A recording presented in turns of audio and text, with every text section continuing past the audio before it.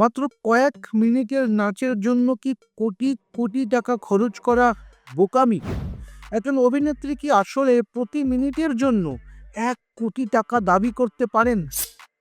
2025 সালে ব্যক্তিগত জীবনে বিচ্ছেদের যন্ত্রণার মাঝেও ইতিহাস গড়লেন তামান্না ভাটিয়া। গোয়ার এক অনুষ্ঠানে মাত্র 6 মিনিটের নাচের জন্য তিনি নিয়েছেন 6 কোটি টাকা।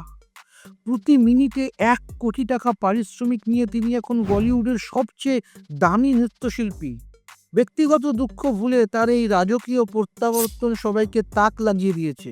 একজন অভিনেত্রীর এত বিশাল পারিশ্রমিক নিয়ে আপনার মতামত কি? কমেন্টে লিখে জানান।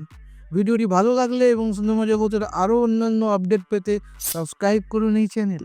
ক্লাস 7 থেকে 12 পর্যন্ত ছাত্রছাত্রীদের জন্য Edubhavan online education app Google Play Store থেকে ফ্রিতে ডাউনলোড করো, লিংক ডেসক্রিপশনে।